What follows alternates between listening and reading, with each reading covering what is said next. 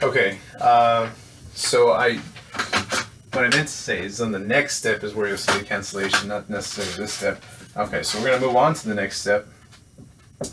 So step 2 is f of x plus h minus f of x. Okay, so on the previous step we found f of x plus h. Okay, so we're just going to write that down. We'll copy the last thing we wrote here, which is this big old mess, 2x plus 2h minus 3x squared minus 6xh minus 3h squared minus f of x. But like before, I told you, you need to make sure f of x, you write it in parentheses, because this will be very important. Okay, so from here, we're just going to copy all this down. Well, you know, maybe you're okay with this, but save some writing. 2x minus 2x, guess what's going to happen there? That's going to cancel out. That's going to be a negative negative, so that's going to be plus 3x squared. With the minus 3x squared, guess what's going to happen there? That's going to cancel as well. If you want to show the work, you can. You can always save some work doing that. But from there, I'll copy down what's left over. Minus 3h squared is going to be your final answer there for step 2. And then step 3, we're going to do the over h part. Okay, so step 3 is the same thing except over h. Okay, so this will have to copy the top. In fact, I'm going to do one more thing. Other than just copy it, you see there's an h, and an h. So I'm going to factor out an h. So that'll be divide by h, you get 2. Divide by h, you get minus 6x. Divide by h, you get minus 3h. Okay, over your h. And guess what's going to happen to those h's? They cancel. Right? And then for space, I'm just going to leave it like that. That's my answer for step 3. I'm going to move to step 4, which is the very same thing, except you're going to take the limit as h approaches 0 of all that mess, of the formula for the derivative, right? Which is the limit of, as h approaches 0, of what I had here for 2 minus 6x minus 3h. So if I take the limit, it's just like all my other ones. You just try to substitute it. If it substitutes just fine, you know, there's no problem with it. So this one will be that case. I just put 0 in for h. It's just going to give me 2 minus 6x. 2 minus 6x. Okay, good. So that's how you find the derivative. And maybe some of y'all found a super shortcut that we'll talk about in a little bit, but that avoids all this work, and you can solve this in about 2 seconds or so. But we'll show that on the next section. But as for this section, we're done with that 4-step process.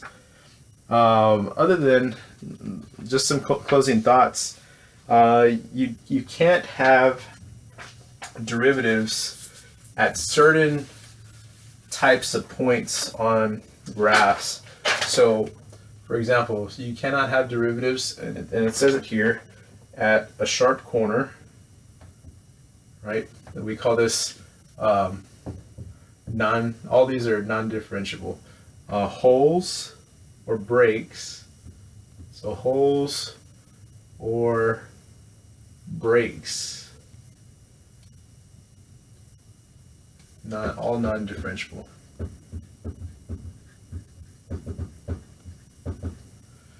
Sharp turns.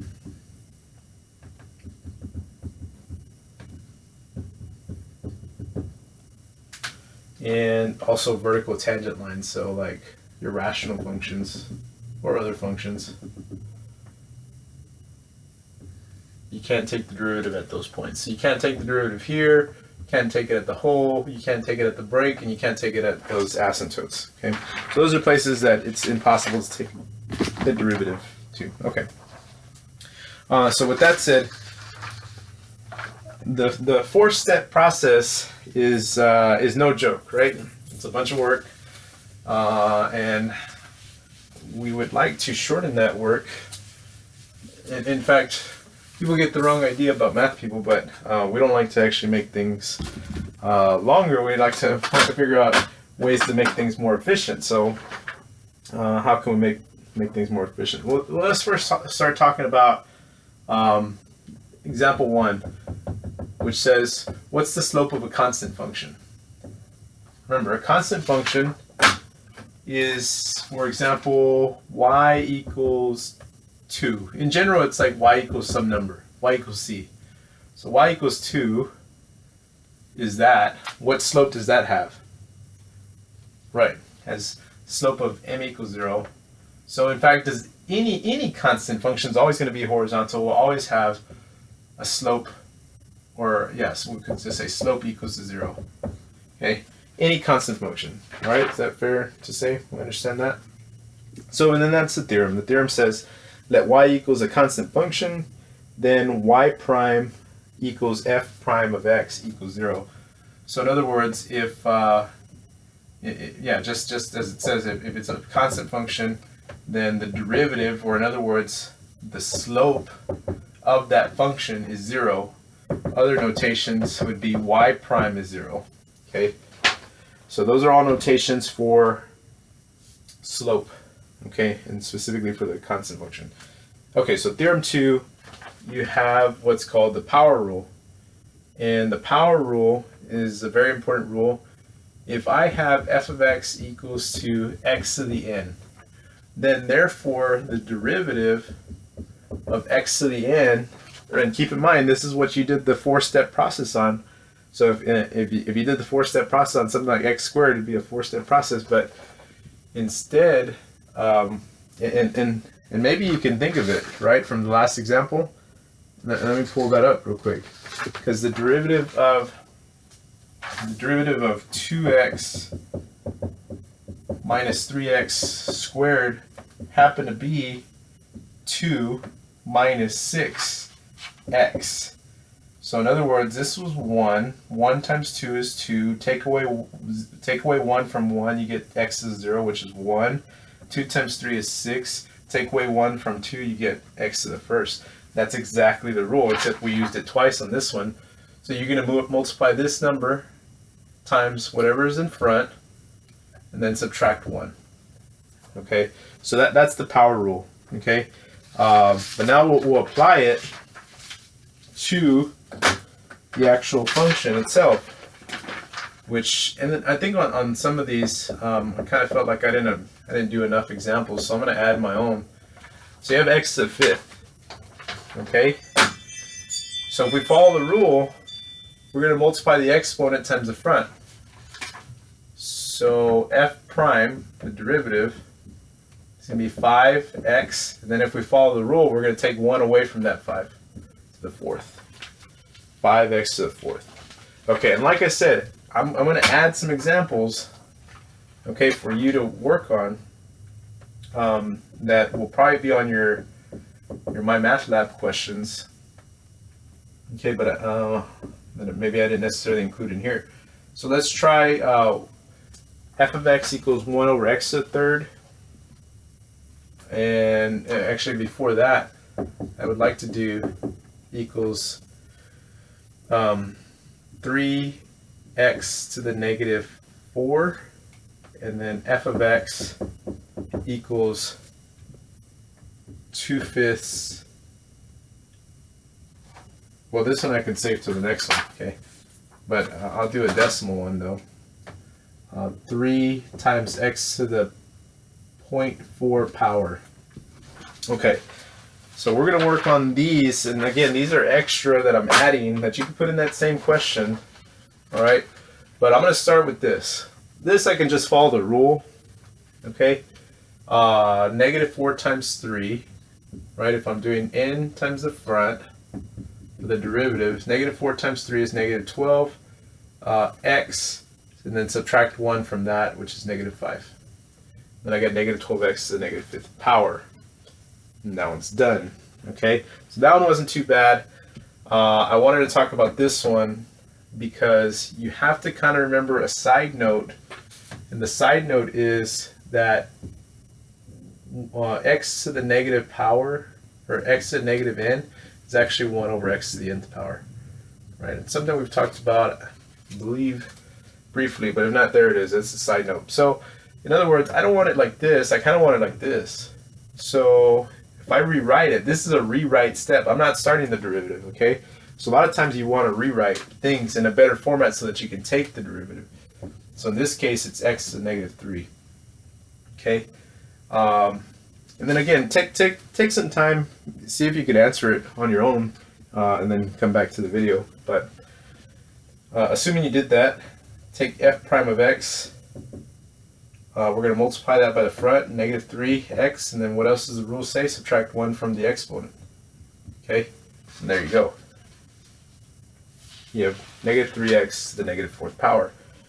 And then just to do the final one, okay, so here, this is 0.4, 3 to the 0.4.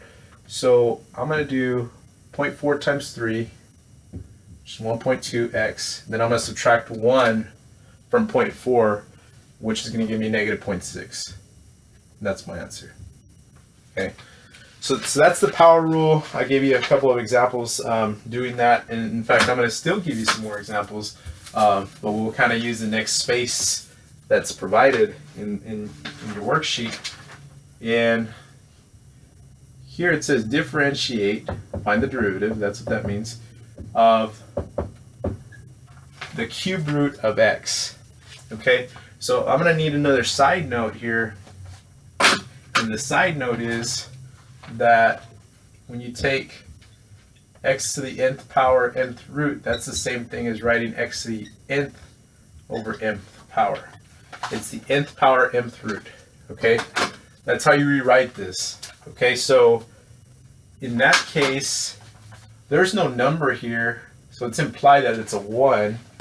So I can rewrite this, and again, this is a rewrite step. I'm not trying to find the derivative yet. I'm trying to rewrite it so that I can find the derivative. So now I have it into this format, and now I can do all the things I need to do with this. So we're going to do that. So we'll take the derivative, f prime of x equals, multiply times the front, subtract by 1. 1/3 minus 1 is really 1/3 minus 3/3. So that's actually negative 2/3. Okay. And that's it. That's my derivative. Okay. So here, I'll give you one to try on this, or actually maybe 2 of them on this one. F of x equals x to the 4, try x to the 4/5 power. Yeah, we'll see how many. F of x equals to 5 over the cube root of x to the 2nd power and the third, no, let's do 7th root. Let's make it a challenge. And here, I'm going to give you one more. F of x equals to x to the 5th power 9th root. Okay. So try some of these out, and then come back to the video, see what you get. All right. So again, assuming you did that, we'll just start this one. This one's mild, right? Because you can just follow the rule. It's already ready. You don't have to do rewrite. 4/5 x, then subtract by 1, which really means subtract by 5 over 5. So 4/5 minus 5 over 5, that's negative 1 over 5. So that's your answer. However, you could rewrite this as a fraction where the 4 goes on top, the 5 goes on the bottom. Since the x is negative, the x goes to the bottom. And it's to the 1st power, so I don't actually have to write the power, and then it's to the 5th root. Okay, that's a possible way you can rewrite. However, my math app should accept both. Okay, unless it tells you in this specific format. Okay, so this one's going to be a little bit funner, right? And here we're going to have to do a whole bunch of rewrites, or we'll have to do one rewrite. But it's actually combining these two rules. The two rules I talked about. Okay, this is on the bottom, so that makes it a negative exponent. It's a power with root, so that makes it a fractional exponent. So I'm going to have a fractional negative exponent. So I'm just going to kind of jump into it. The 5 just kind of hangs out, times x to the x to negative second power 7th root. Okay, again, the negative is because this was on the bottom, the denominator. The 2 is from the power, the 7 is from the root, and the 5 just kind of hangs out. So now I rewrote it in a way that we could actually answer this. So now that we did that, negative 2 times 5, that's, we're going to follow the rule, right? The power rule. That's negative 10 over 7, x to the subtract by 1. Well, this is 1 is really minus 7 over 7. Negative 2 minus 7 over 7 is negative 9 over 7. And that's my final answer. Okay, I did tell you another format, so let me tell you all the formats. That would be fine. You could type that in, you'll get it. But if you want to write it in this, the format it came in, which would be the negative puts it back at the bottom, and to the 7th root. Okay, that's how it would look. Okay, so that one's probably the most challenging out of all of them. So compared to this one's not too bad.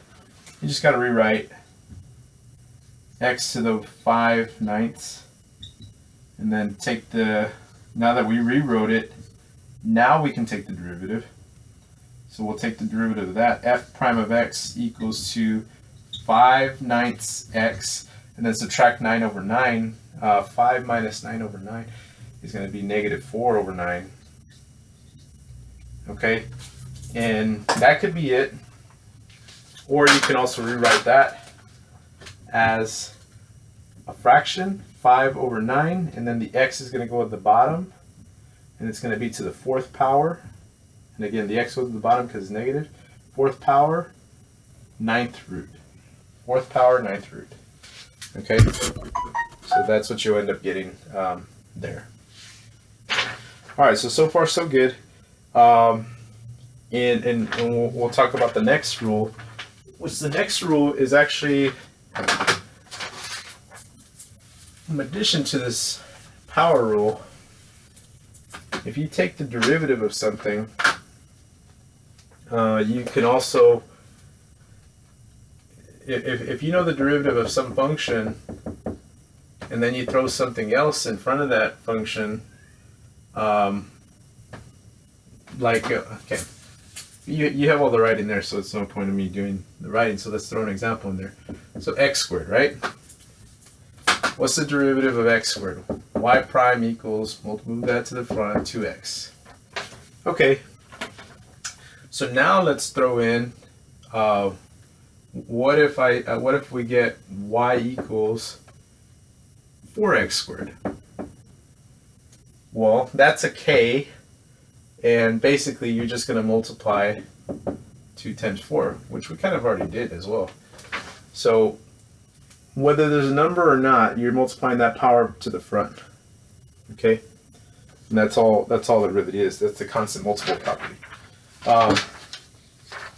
So let's go to, you can try example 4, which says f of x equals 7x to the 4th. So go ahead, try it. And assuming you did that, you get f prime of x equals 28x to the 3rd. And by the way, notation is important, so make sure you don't just put 28x to the 3rd, because I don't know what that is. The derivative of f of x is 28x to the 3rd. You need to write that. Okay, so as another property, not only can you take just single terms, okay, you could also take the derivative of the addition of terms. Okay, in other words, instead of just doing x squared, we can do a whole bunch of other fun stuff with 3x to the 5th plus x to the 4th minus 2x to the 3rd plus 5x squared minus 7x plus 4. Okay, and we'll go from there.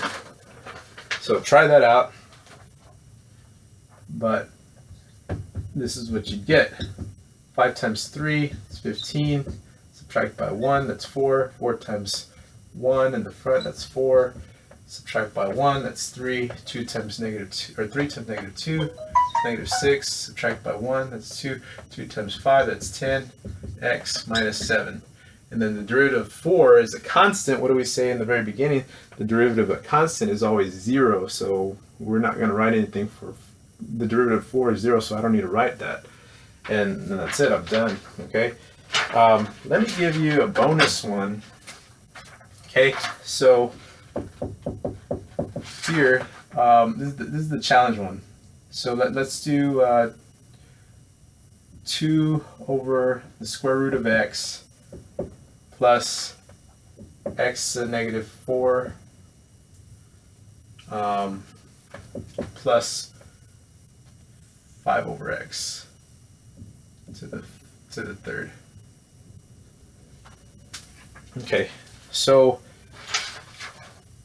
try that out. Here's the hint: you need to rewrite it, okay, before you attempt it. We'll do that. Okay, so f of x. This is on the bottom. The 2 is going to kind of hang out. It's implied a first power. And then when you have no number on the root, it's implied second root. So it's actually, this is probably just good to remember. Square root is written as x to the half. Okay? And then the fact that it's on the bottom, that's negative. Okay? This one, I have it in a format I can work with. So I'm just going to leave that there. This one, the 5 is going to hang out, and it's going to be times x to the negative 3rd power using this property here for negative exponents. And now I've rewritten it. Okay, so that's a rewrite step. And now I could take the derivative, which I could just multiply negative half times 2. That's negative 1, but I don't need to write that.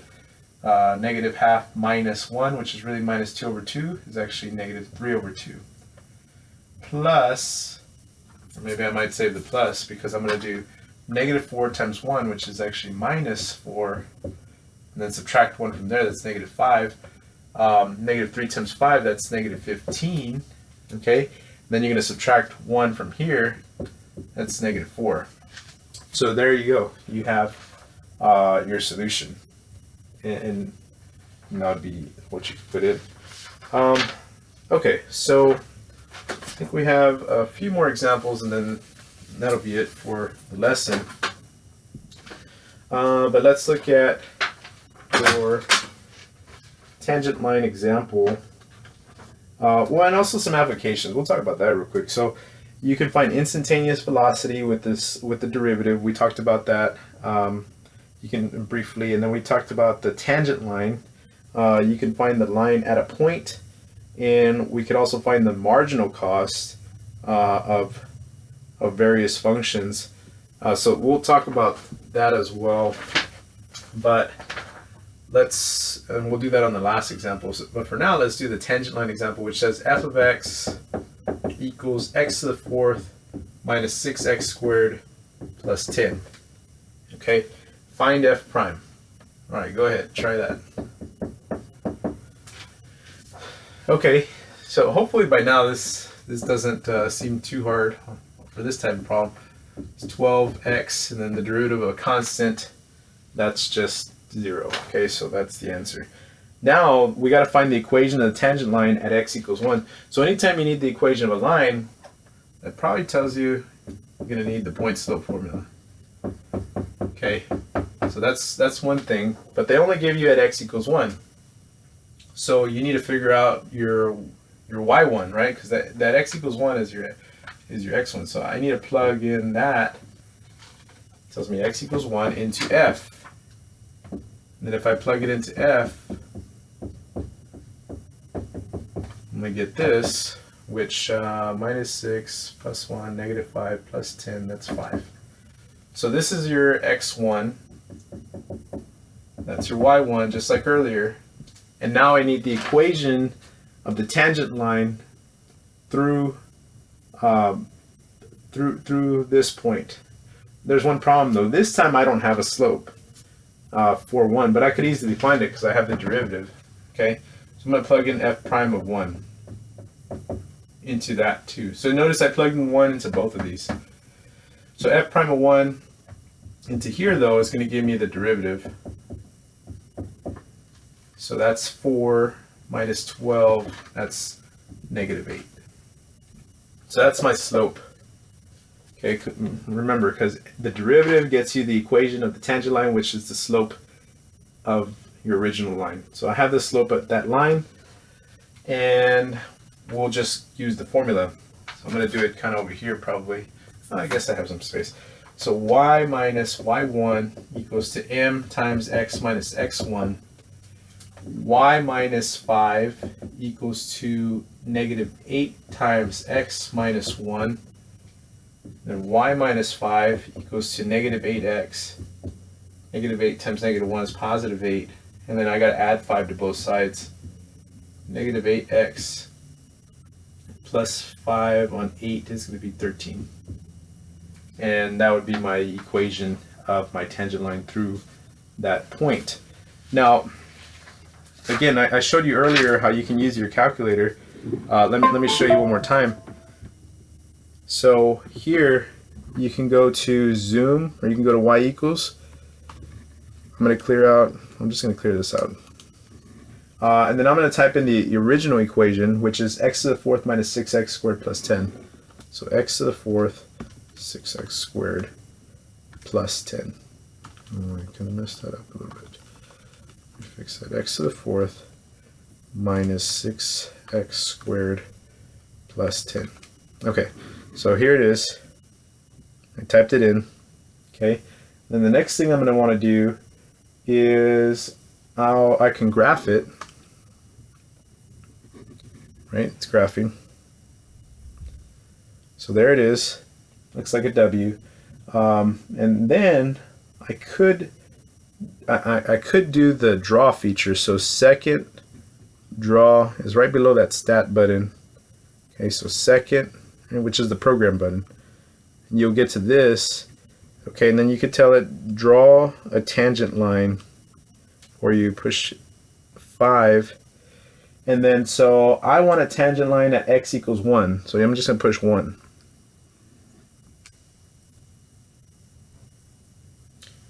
And then it draws it for me, right? And then it actually gives me the equation, which they have as 7.9999x, which is essentially 8, and 12.999, which is essentially, well, we got 13. So it's the same thing. For some reason, it does that 0.999 thing on the calculator. So that's the idea. And you can see on the picture that we actually found the equation of the line that is tangent to x equals 2 on the graph. Okay, so and it goes through that point, or it goes through x equals 1. X equals 1, not x equals 2. Now, so this got it for you. Okay, so this gets you the equation, but again, it's like I tell you, you have to know it both ways. So if you're overly dependent on this, you're not going to get the practice you need for when it comes to the test. So make sure that you get your practice in, do it this way, because that's how you'll be tested on that. So we do have one more example. Okay, so finally to an application problem. The total cost in dollars of producing exportable radios per day is described by that cost function C of x equals to 1,000 plus 100x minus 0.5x squared. So they can actually come up with equations that somewhat accurately, or fairly accurately, predict the cost given a number of production. So if they can come up with this type of equation, they can also come up with what's called a marginal cost. So marginal costs, if you hear that, that's just basically the derivative of cost. So this is the cost function. Marginal cost is just described as the derivative. That's all it is, okay? Which you know how to do. So the derivative of 100x is 100. The derivative of negative 0.5 is going to be negative x. Okay? So we found the marginal costs. That was question 1. Okay? And then question 2 says find the marginal cost at a production level of 80 radios. What do you think that means? Well, plug it in. And so we'll get 100 minus 80 equals 20. If I plug in 80 into C prime of x, or into the marginal cost formula, so the marginal cost is 20.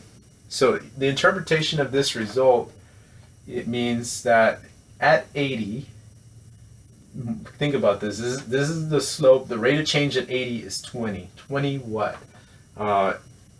This means that the cost will increase by 20 at 80, at a production level of 80. So the rate of change, or the instantaneous rate of change,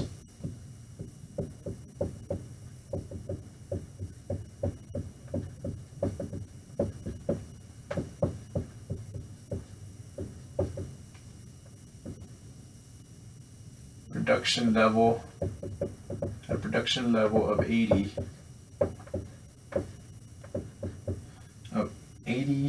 radios